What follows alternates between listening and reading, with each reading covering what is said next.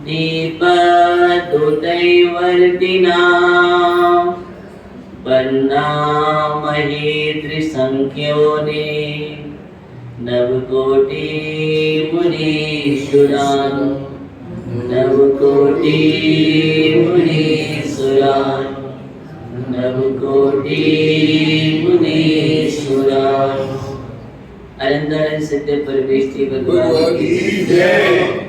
देवादिदेव एक हजरत मूललय भगवान वासुदेव स्वामी की जय। देवादिदेव एक हजरत परम शांतिनाथ भगवान की जय। शासन नायक भगवान महावीर स्वामी की जय। परम पूज्य आचार्य भगवान कुंद कुंद स्वामी की जय। परम पूज्य आचार्य भगवान गणाचार्य गुरुदेव विराग सरी महाराज की जय। परम आचार्य भगवान विशुद्ध सागर जी मुनिराज की जय। नाइटिक में विराजमान तीन कमलों कोटि मुनिराजों की जय। राधे संग निबाड़ी माता की जय।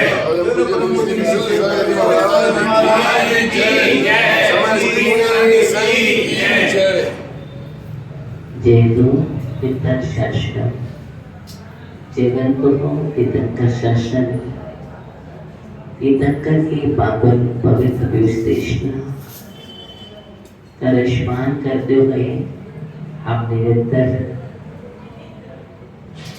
तत्व को समझने का प्रयास कर रहे हैं। जीवन में तत्व को समझना बहुत अनिवार्य है। हमारे अंदर तत्व ज्ञान का अभाव होने के कारण इस संसार में हम भटकते हैं।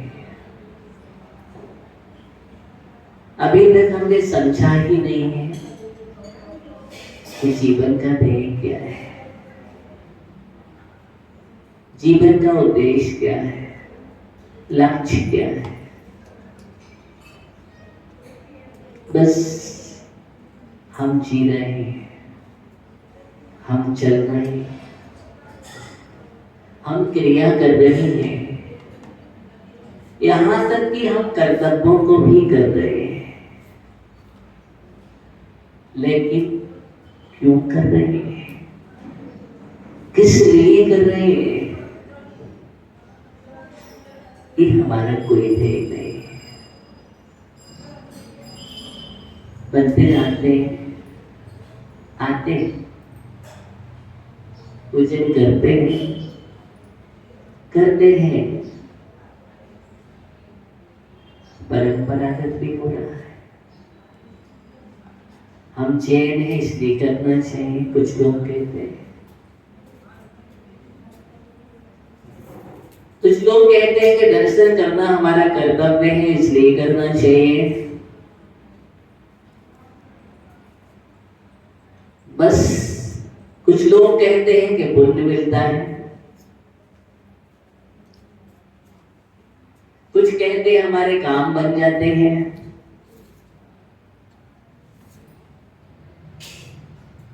किसी ने कहा था कि भगवान के दर्शन करना तुम्हारी विपत्ति दूर हो जाएगी, इसलिए हम जाप करने चले जाते हैं। किसी ने कहा था कि राहु ग्रह तुम्हें परेशान कर रहा है इसलिए तुम नेमिनाथ भगवान के सामने नेमिनाथ भगवान की जाप कर लेना। किसी ने कहा था कि मंगल ग्रह परेशान करता है, मंगल की दशा चल रही है जीवन में, तो तुम बस कुछ भगवान की जाप करो, आराधना करो, उनकी पूजा करो, चालीसा पढ़ो। हम सब कर लेते हैं। कुछ लोग शनिवार के दिन आते हैं, मुनिषुद्धनाथ भगवान को याद करते हैं। हाँ, कुछ रविवार वाले भी होते हैं, वे पारसनाथ भगवान संकट दूर कर देंगे। या सूर्य ग्रह रचने वाले पदमपुर भगवान है। ऐसा ही है। किसी ने कहा काल सर्प योग चल रहा है तो कल्याण मंदिर का पाठ करना, पढ़ लेना।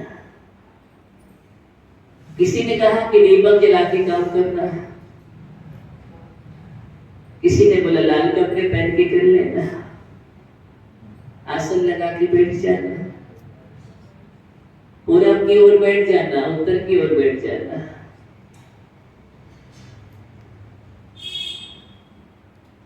इस मंत्री इतने जाप कर लेना, तुम्हारा कार्य हो जाएगा। इसलिए मैं कर रहा हूं, मैं 21 दिनों की साधना कर रहा हूं, मैं 27 दिनों की साधना कर रहा हूं। ऐसा बतलाया था मुझे। ठीक, ये सब चीजें हमारे जीवन में, और मुझे अच्छा भी लगता है ये। अगर आपके अंदर की पसंद करोगे तो ये पसंद है आपकी, अंदर से पूछो तो आप ऐसे नहीं आओगे।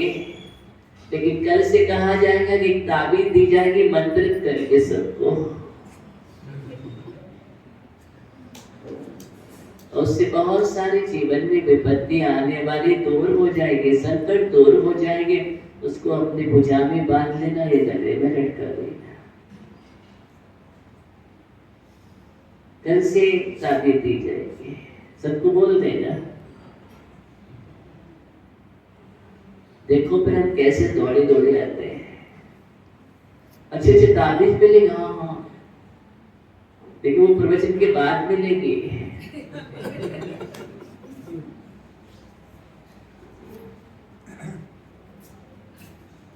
ओहो, मंदिर में जगह नहीं मिलेगी, सब प्यासे आके इंतजार करे, हाँ ताबीज मिलने वाली है।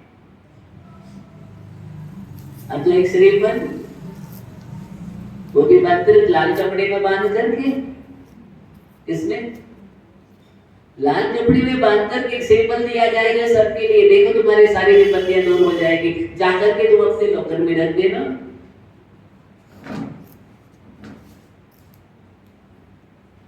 हम दौड़ते हैं, हम भागते हैं, किसके लिए? किसके लिए?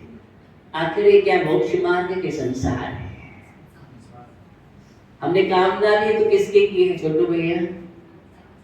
संसार के ही की है। हम वितराग दरबार में भी पहुंचे तो उसी के लिए पहुंचे हैं। गुरुओं के पास भी गए हैं तो हम वहीं पहुंचे हैं। कोई चमत्कार करने वाले, ऐसे करने वाले, वहां भी हम पहुंचते हैं। उनके पास भी हम यही भावना लेकर के जाते हैं कि कुछ ना कुछ मुझे। आज तक कोई गुरुओं के पास इसलिए गया कि मुझे तत्व ज्ञान मिलेगा, मुझे अध्यात्म ज्ञान मिलेगा, मुझे वह संसार से छुड़ाने वाला ज्ञान मिलेगा, अथवा वह बोध मिलेगा जो जागृति का होगा, अथवा वह आत्म तत्व की चर्चा मिलेगी। इसको मुझे समझने की आवश्यकता है। वीतरागता की बात होगी वहां पर बैठ करके, वहां पर हमारे पाप का संताप कटेंगे, हमें सम्यक ज्ञान की उपलब्धि होगी, चारित्र की और हमारे कदम बढ़ेंगे। कभी हमने कहा है गुरुदेव हम भी रत्नात्रय की चाह रखते हैं, मुझे कुछ मोक्ष मार्ग बतलाइए, मुझे संसार से छूटने का उपाय बतलाइए। आज तक किसी ने कहा वो संसार से छूटने का उपाय बतलाइए सुनील भैया, लेकिन ये कहा कि मुझे जो संसार में कोई विपत्ति है, संकट है, अथवा कोई व्यापार में प्रॉब्लम आ रहे हैं, समस्या आ रही है हमारे जीवन में, तो उसको दूर करने का उपाय बतलाइए। संसार से पार करने का कोई उपाय नहीं है। पूरी लिस्ट तैयार की गई, जाओ कितने लोग मोक्ष चाहते हैं, कितने लोग आत्मा का कल्याण चाहते हैं, कितना हित चाहते हैं, तो मालूम चला पूरी लिस्ट तैयार हो गई। लेकिन उस लिस्ट में एक भी ऐसा नहीं था कि किसी ने कहा हो कि नहीं नहीं मुझे, कोई भी नहीं था। क्यों? क्यों? आपका मनुष्य का होना, जैन कुल मिलना, समागम मिलना, किस लिए? बोलो प्रकाश चंद जी काल लब्धि अभी नहीं आई, कब आएगी? जब कंडे डंडे से बाहर निकला जाएगा उस समय काल लब्धि आएगी क्या? विचार करो, एकदम सत्य कह रहा हूं। समझ रहे हो? कंडे डंडे से बाहर निकाला जाएगा। क्या होना जीवन का अंत में क्या होता है?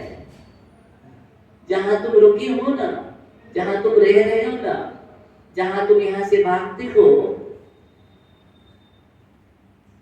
वहां तुम्हें ज्यादा समय पर रखने का भी समय नहीं देंगे, तत्काल तैयारी कर देंगे जितनी जल्दी हो सके। समझ रहे ना? जल्दी से जल्दी ही कहाँ ले जाएंगे? फुर्सत करो, शमशान में जाकर के आग लगा देंगे तत्काल, और आग लगा के चले आएंगे। कौन कौन लगाएगा? ओहो, तुम्हारे अपने पड़ोसी आग नहीं लगाता? ओ, समझ गए। अपने अपने अपने वही इन संसारी हो जिनको तुम लाभ रंग करते, जिनके लिए सब कुछ करते हो, जिनके कारण तुम कहते हो रुके रहते हो संसार के राह में, वही तुम्हें शमशान में जला देते हैं। फिर कहाँ काल लब्धि गई काम से? मुश्किल से काल लब्धि मिली। अब भी कह रहा हूं, आपको मनुष्य भाव मिला, देव रोज का समान साको पान सब कुछ अच्छा मिला है, ये काल लब्धि है, और चूक गए तो न लब्धि गई, काल आ गया। क्या गया? काल आ गया, क्योंकि लब्धि से तो उपलब्धि नहीं कर पाए। ये सब लब्धि है, उपलब्धि करना है, नहीं तो काल लुटेगा। काही नगर लूटे, बसरे की कीर्तना पढ़ते हो ना? कहाँ? मंगत राय जी की बारे भावना कभी अच्छे से पढ़ो ज्ञानियों। मैं आपसे नहीं कह रहा हूँ बहुत बड़े बड़े ग्रंथों की बात कर रहा हूँ, तो बाद में करूंगा, लेकिन मैं तो सिर्फ इतनी ही बात कर रहा हूँ कि कम से कम मंगत राय की बारे भावना भी एक बार पढ़ लो अच्छे से, मन लगा करके, उपयोग के साथ। भाभी मन फिर आने, जैसे वो हिरण खड़ा खड़ा सुन रहा था। कौन? हिरण, एक प्रियंच प्राणी खड़ा होकर के, स्थिर चित्त होकर के मुराज के उपदेश को सुन रहा है, स्थिर चित्त होकर के अंतर में ले जा रहा है तत्व ज्ञान को, और कानों से कुछ भी सुनाई नहीं दे रहा था उसके लिए। कर्णांजलि पे दोनों कानों की अंजलि बना करके धर्म रूपी अमृत को पी रहा था। वह सच्चा श्रावक था। सच्चे श्रावक की परिभाषा यही है, एक अच्छे श्रावक की भी परिभाषा यही है। अच्छा और सच्चा श्रावक वही है जो धर्म रूपी अमृत को, जिन धर्म रूपी अमृत को दोनों कानों की अंजलि बना करके पीता है, सुनता नहीं है। जिन धर्म देशना को सुना नहीं जाता, अभी आपकी सुनने की आदत पड़ गई है। आप सुनते हो इसलिए आप भूल जाते हो। एक कान में सुनाई देता है, दूसरा कान निष्कासित भी कर देता है। जो सुना जाता है वो आवश्यक नहीं कि अंदर पहुंच जाए, लेकिन जो पिया जाता है वो अंदर जाता है।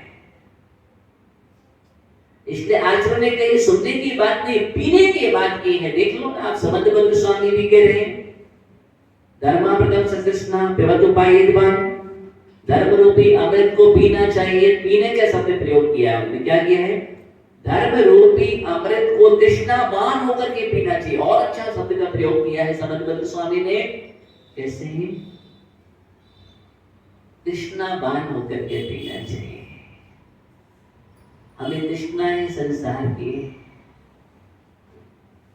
किसकी है तृष्णा? संसार की तृष्णा है। विचार करो और आचार्य करें, तृष्णा किसकी होना चाहिए? धर्म रूपी अमृत को पाने की तृष्णा हो करके पियो। जैसे हम संसार में या भोजन में कोई तृष्णा होती है, विद्या होती है, आसक्ति होती है, तृष्णावान होकर के उसके बिना तुम रहते नहीं हो। बिना नमक का भोजन स्वाद नहीं आया। क्या नहीं आया? हाँ, सबसे इष्ट और मिष्ट रस कौन सा है? हाँ, नमक। मीठा नहीं, मीठा रस नमक है। नमक को सबसे मीठा रस कहा गया है कि नमक के बिना सब फीका, मुख पे नहीं जाएगा, गले से नहीं उतरेगा। उतरता है जिनका अभ्यास है, जो बिना नमक का भोजन करते हैं। क्या करते हैं? जब उपयोग की दशा अच्छी होती है, निर्मल होते हैं, तो मालूम है उस समय पता ही नहीं चलता है। टोडरमल जी एक जिस समय टीका लिख रहे थे, मालूम है आराम से भोजन करते रहे। 6 महीने तक उनकी माँ ने उनको नमक नहीं दिया और उनको पता ही नहीं रहा कि इसमें नमक है नहीं है। आराम से भोजन किया है। 6 महीने बाद कहते हैं माँ नमक नहीं डाला। टीका पूर्ण हो गए। तब माँ ने कहा बेटा हम तो 6 महीने से बिना नमक का दे रहे हैं आपको। हाँ, 6 महीने तक पता भी नहीं चला। क्यों?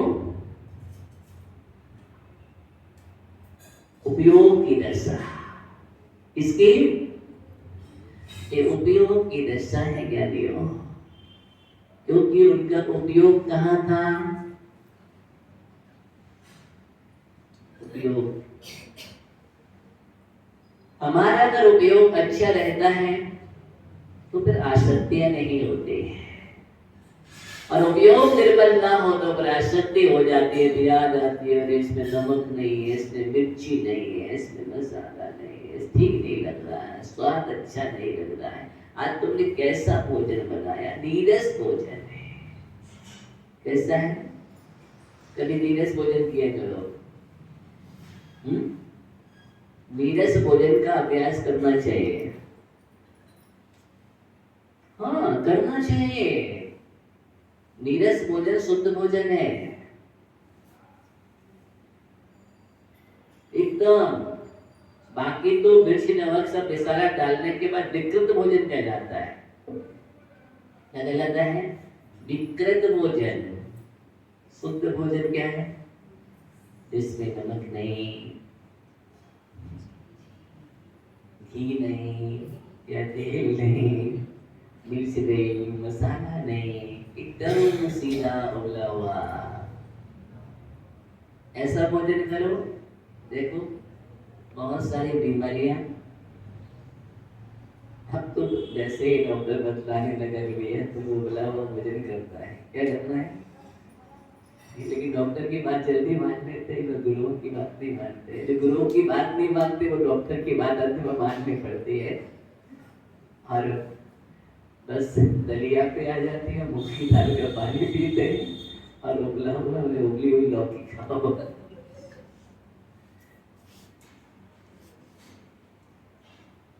हाँ, जो चीज आज छुड़ा रहे हैं वो नहीं छोड़ते हैं, लेकिन उस समय सब छोड़ देते हैं। ऐसा नहीं खाना। फिर देखो गुरु की चर्या कैसी बन जाती है। और यही अगर गुरुओं से नियम लेकर के चर्या बना लेते तो वृद्धि हो जाते जी। क्या हो जाते? हाँ, जीवन सफल हो जाएगा। तो हमारे जीवन में इस प्रकार के ये दर्शाएं, विचार करो। मैं बात आपसे दोस्ती कर रहा था। जी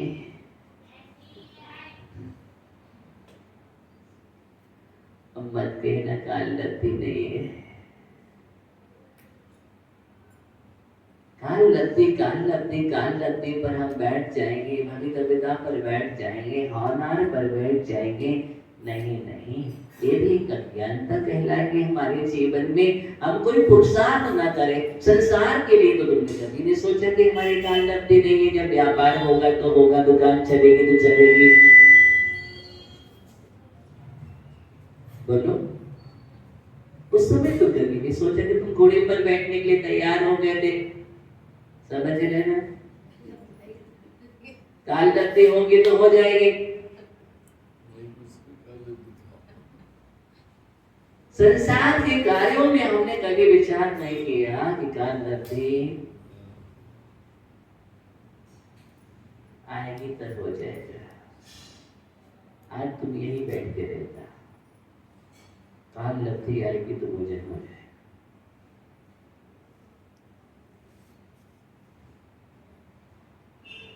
उसके लिए क्या करना पड़ेगा छोटे भैया, क्या करना पड़ेगा उसके लिए? पुरुषार्थ करना पड़ता है ज्ञानियों, पुरुषार्थ करना बहुत जरूरी है। जैसे हम संसार के कार्यों के लिए पुरुषार्थ करते हैं, क्या करते हैं? गृहस्थ जीवन में पुरुषार्थ करते हैं, वैसे अपने जीवन में भी पुरुषार्थ करो, अपने कल्याण के लिए पुरुषार्थ करो। एकाल लपटे पर मत बैठो। पुरुषार्थ करते करते सब कार्य होता है, बिना पुरुषार्थ के कुछ भी नहीं होता है। इसलिए पुरुषार्थ की चर्चा की गई है। धर्म से मोक्ष तक पुरुषार्थ क्या है? धर्म से मोक्ष तक पुरुषार्थ है। अंतिम पुरुषार्थ की बात कर रहा हूं। ये मनुष्य भाव अंतिम पुरुषार्थ के लिए मिला है। अंतिम पुरुषार्थ मोक्ष पुरुषार्थ है। अगर हमने अंतिम पुरुषार्थ के लिए कोई ध्येय नहीं बनाया, लक्ष्य नहीं बनाया, तो हमारा जीवन ऐसे ही चला जाएगा।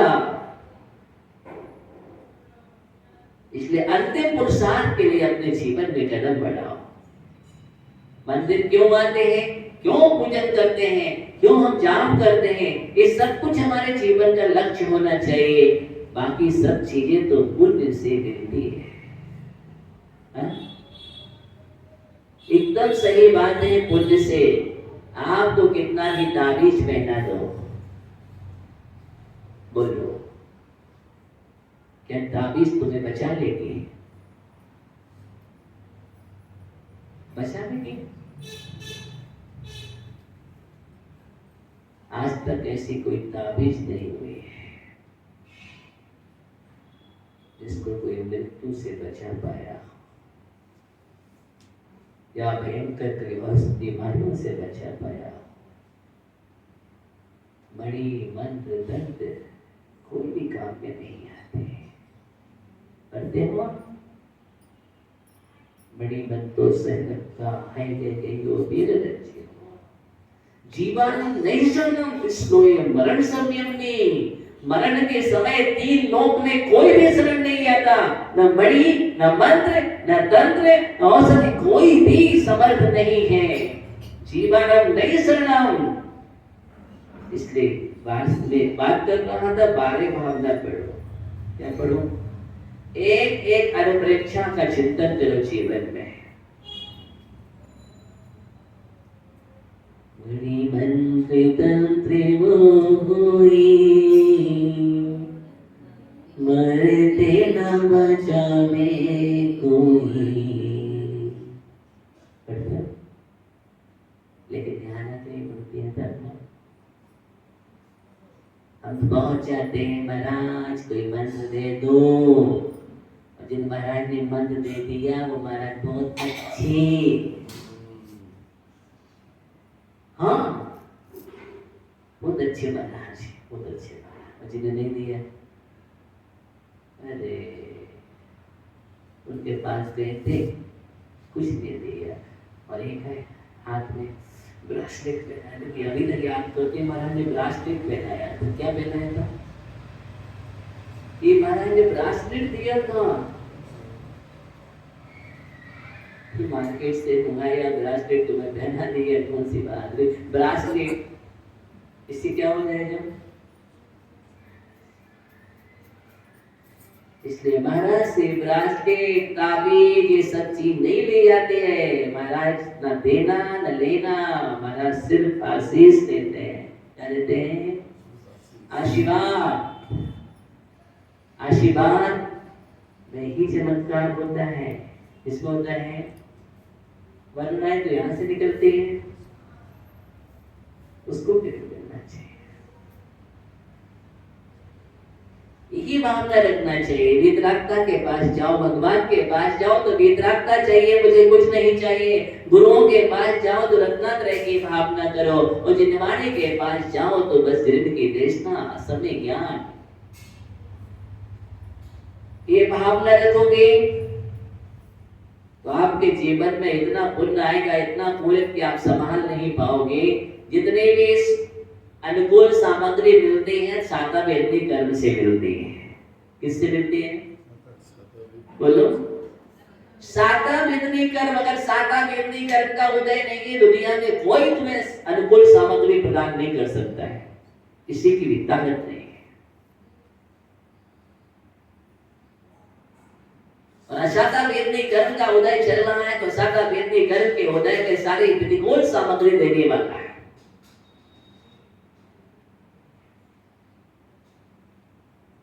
लाभांतराय कर्म का क्षयोत्सव होगा, उस साता वेदनी कर्म का उदय होगा, साथ में सारी अनुकूल सामग्रियां। और लाभांतराय कर्म का उदय और साता वेदनी का साथ में, तो फिर आपके भी कोई भी सिद्धांत है। दबला जी सिद्धांत ग्रंथों में लिखा है, करीब पढ़ देते शंकर समाधान में।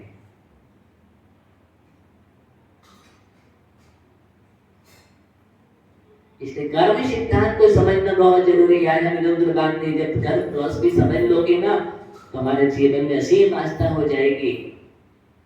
सबसे बड़ा मंत्र दिया है, लेकिन आप मंत्र का प्रयोग नहीं करते हैं। मैंने कहा था एक दिन आपके लिए, तत्वार सूत्र का छठवां अधिकार। कौन सा? तत्वार सूत्र का छठवां अधिकार।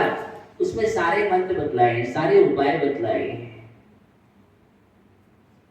बचने का भी मंत्र है, संभलने का भी मंत्र है।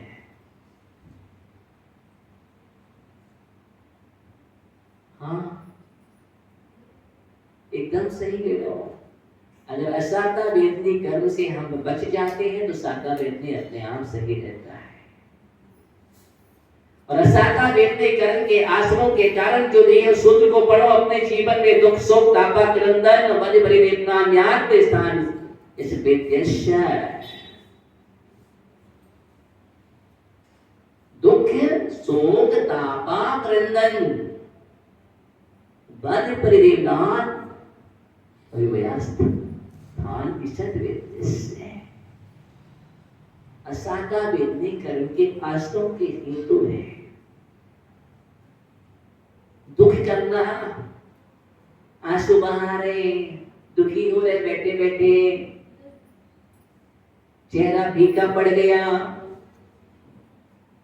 चेहरे पर कोई मुस्कान नहीं है, बहुत दुखी है। कैसे? सुमंत नहीं है, ये कहाँ दुखी? दुखी है? नहीं, सुखी हूँ।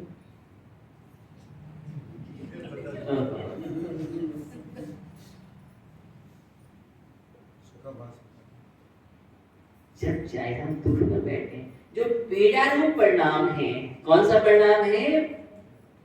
पीड़ा रूप परिणाम, आकुलता व्याकुलता रूप परिणाम है। ज्ञानी उसका नाम दुख है, दुख है।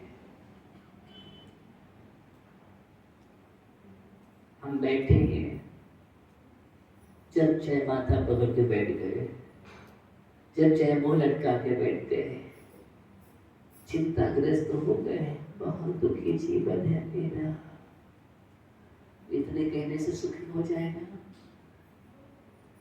बोलो, माथे पर रख करके बैठने से सुख आ जाएगा तुम्हारे पास? सुख नहीं आएगा। जय कुमार जी जैसे मुस्कुराते रहो, सुखी रहोगे। हाँ, एकदम मुस्कुराते रहो, हंसते रहो। हाँ, आते हैं मुस्कुराते हुए। हाँ, जिंदगी है क्या? जिंदगी में सबसे बड़ी दो चीज हमेशा याद रखना, एक मौन, एक मुस्कान। क्या चीज? एक मौन और एक मुस्कान। मौन का मतलब समय समय पर मौन हमें बहुत सारी रक्षा करता है, बचाता है, बहुत सारी सिद्धियों का साधन बनता है। इसलिए व्यर्थ का अपलाप नहीं करना चाहिए, उसका नाम मौन। हम कई समस्याओं से बच जाते हैं। और मुस्कान, दो चीज है।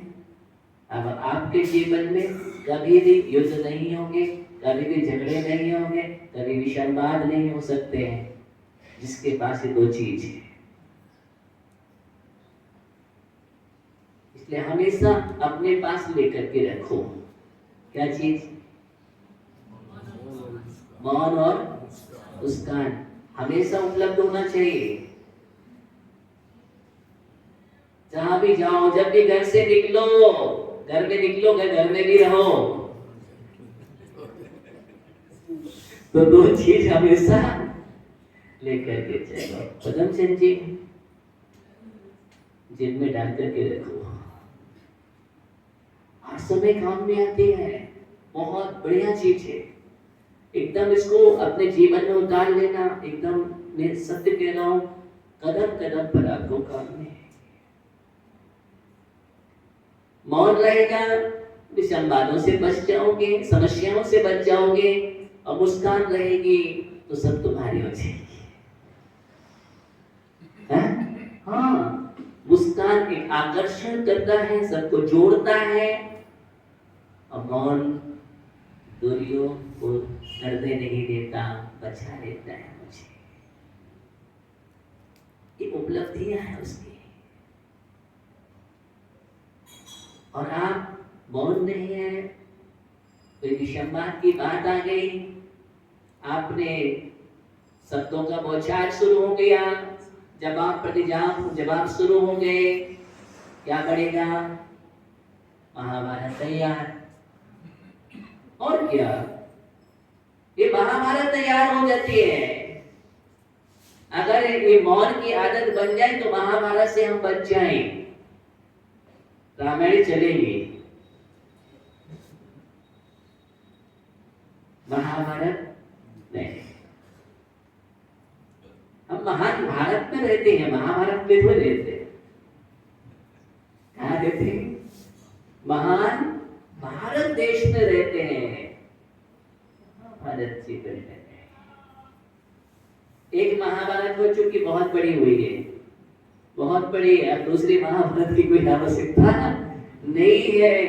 उसका इतिहास तो कहां कहां तक पढ़ा जाएगा। इसलिए अब हमें उससे बचना चाहिए। तो मैं बात कर रहा था अपने जीवन में मौन और मुस्कान की चर्चा कर रहा हूं। तो मौन मुस्कान जीवन में बहुत बड़े हमारे जीवन के आयाम हैं। सबसे बड़ा मंत्र है, सबसे बड़ा तंत्र है। ये हमारे जीवन में ये रहेगा तो कर्म भी नहीं करेंगे आपको। मैं सिद्धांत की बात कर रहा हूँ, सिर्फ व्यवहारिक की बात नहीं कर रहा हूँ, आध्यात्मिक जीवन की बात कर रहा हूँ।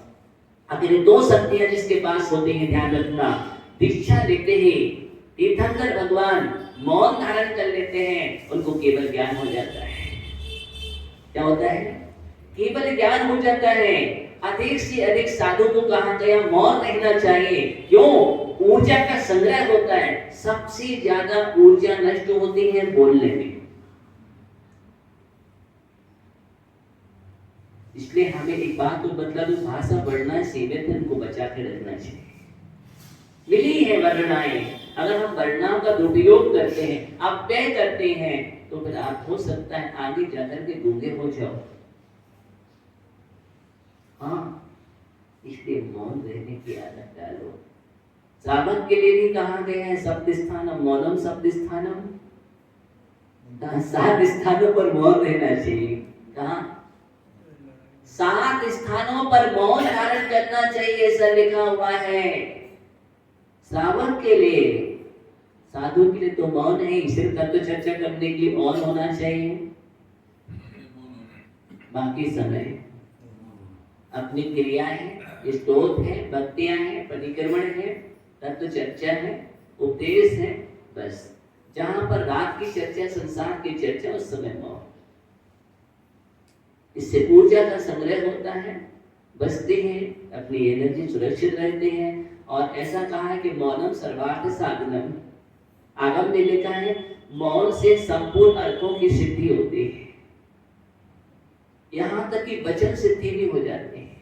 क्या होती है? जो जितना मौन धारण करता है उसको वचन सिद्धि भी होती है। बहुत लाभ है। इसलिए साधक पर ज्यादातर मौन रहते हैं। अपने स्वाध्याय में वो मौन ही अपना स्वाध्याय कर रहे हैं, और लेकिन संसार की कोई समस्या लेकर के आओगे। इसलिए साधु संतों के पास एक बात हो, क्यों कभी भी संसार की बातें नहीं करना चाहिए। मैं आपको एक बात कहता हूँ, रात की बातें नहीं, देश की घर गृहस्थी की बातें नहीं करना चाहिए। पहुंच के हम साधुओं के पास रिश्तेदारी निकाल रहे हैं। वो महाराज जी आप कहाँ के हैं? अच्छा अच्छा वहाँ के। अच्छा अच्छा अच्छा वहाँ टाइटल क्या है आपका? अच्छा अच्छा मेरा भी टाइटल तो यही है। फिर अच्छा अच्छा आपकी बेटी वहाँ पर है? हाँ हाँ आपका बेटा वहाँ पर। सारे संबंध हम निकालते हैं जिन संबंधों को हम तोड़ करके आए हैं। क्या? जिन संबंधों को हम तोड़ करके आए हैं, इसलिए हमें संबंधों से दूर रखना चाहिए, क्योंकि इस संबंध बंध के कारण है। क्या है? संबंध ही बंध के कारण है। संबंध बंध के कारण है। इसलिए हमें दूर, अगर कोई महाराज चर्चा भी उखाड़ते हैं ना, हाथ जोड़ के महाराज कोई तत्व की बात सुना, कोई प्रश्न कर दो, महाराज जी हमें बतला दो ऐसा ऐसा, विषय को चेंज कर दो, तत्काल चेंज कर दो, ताकि उनका उपयोग भी एक ईश्वरीकरण हो जाएगा। क्या हो जाएगा? ईश्वरीकरण हो जाएगा। याद रखना। इसलिए कर्तव्य है, साधुओं का भी कर्तव्य है, ये सब रिश्ते संबंध की चर्चा नहीं उखाड़ना चाहिए, नहीं करना चाहिए। जो भी आता है सही मार्गदर्शन करो। आगम की बात आज पुराण में ये बात निकली थी, आज श्रद्धा में ऐसी बात निकली थी। और हम भी कोशिश ना करें, नहीं फलानी माता जी फलानी महाराज है, तो हमारे रिश्तेदार हैं, तो हम वहीं जाएंगे, वही ध्यान रखेंगे। और दूर रहना चाहिए, यहाँ को और दूरी, क्यों दूरी रखना चाहिए? इनकी बिल्कुल भी वार्ता मत दूर करो। मैं बात कर रहा हूँ, बहुत सारी बातें भी कर देता हूँ जो आवश्यक है, इसलिए मैं कह देता हूँ। मौन और मुस्कान, कौन से माता जी? मौन और मुस्कान प्रभावना का अंत बन जाएगा, प्रभावना का अंत बन जाएगा। इन दो चीजों को अपने जीवन में लेकर के चलना, तो हम असाता व्यक्ति कर्म के आश्रयों से बच जाएंगे, जिसकी मैं चर्चा कर रहा हूं। दुख नहीं होगा आपको, दुख नहीं होगा। मुस्काने में बहुत अंदर से, बाहर से नहीं, अंदर से। अंदर की मुस्कान जो होती है बाहर में परिलक्षित होती है, अंदर से मुस्कुराओगे तो चेहरा तुम्हारा प्रसन्न तो रहेगा। ये बात तो सही है, एकदम खिला हुआ रहेगा। बहुत सारी बीमारियां दूर हो जाती हैं मुस्कान से, बहुत सारी बीमारियां। हाँ, आज तो चिकित्सा भी चलती है ना, चिकित्सा है हंसाने वाली चिकित्सा। लिखे रहो, चिंताग्रस्त नहीं होंगे आप। और आप अगर मुस्कान नहीं होगा आपके अंदर, और साथ में कुंठाग्रस्त हो जाओगे, जो कि चिंताग्रस्त हो गए, कई लोग उसमें चले जाते कोमा में, डिप्रेशन। आजकल डिप्रेशन की स्थितियां बढ़ रही है, और डिप्रेशन का कारण क्या है? जब चाहे वो लटका के बैठे, दुखी बैठे, किसी ने कुछ बोल दिया, यहाँ पर उसको लेकर के बैठ गए, हमारा ऐसा हो गया, कोई कारण हो गया, अब ऐसा हो गया। क्या रहता है जीवन में? कर्म आते हैं जाते हैं, क्या होते हैं? कर्म आते हैं वो चले जाते हैं, बस वही इंतजार करो। रात्रि है तो प्रभात होने वाली है, रात्रि है तो प्रभात होगी, इसलिए दृष्टि में प्रभात रखो, मुस्कुराते हुए। महाराज बोले तत्व, हाँ तत्व की बात कर रहा हूँ। आध्यात्मिक जीवन यही है। साधुओं के आप ध्यान रखना, जो साधु ध्यान करते हैं, अध्ययन करते हैं, चेहरे पर तेज रहता है। क्यों रहता है बोलो? एक तेज रहता है, तेज परिलक्षित होता है। उसका कारण यही है कि अवसादग्रस्त नहीं होते हैं, ऐसा नहीं।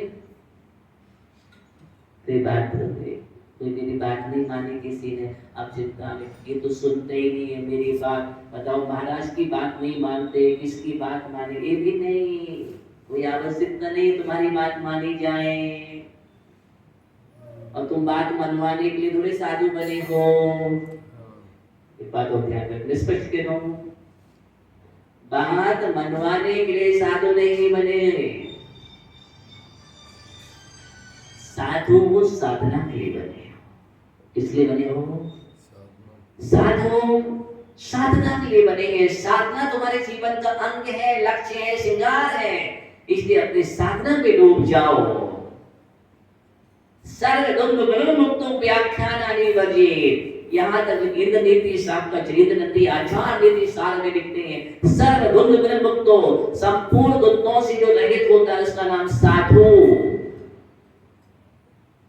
स्पष्ट कह रहा हूं, संपूर्ण द्वंद्व नहीं होते उसके जीवन में, द्वंद्व नहीं, निर्द्वंद जीवन होता है। इसलिए तो आनंद का जीवन होता है, इसलिए आनंद है। और व्यक्ति की समस्याएं बोल लेकर के बैठ जाओ और तुम्हारे चेहरे को कोई देखे, अगर साधु बनना चाहे तो बोलेगा नहीं। मैंने एक दिन कहा था, आपका चेहरा और आपकी शरीर इतनी अच्छी हो, कहने चाहे कि मुनि बनना है तो बन जाए। तो देख करके कहने का मतलब कह रहा हूँ, इतना अच्छा प्रभाव पड़े। प्रकाश सिंह जी तो सोच ही नहीं पा रहे क्या करे। शंकर लाल जी तो देखो एकदम ऐसे डूब जाते, इतने बहुत गहरे चिंतन में। ज्यादा चिंता मत करो, तुम तो सिर पर उठा के चढ़ा दो।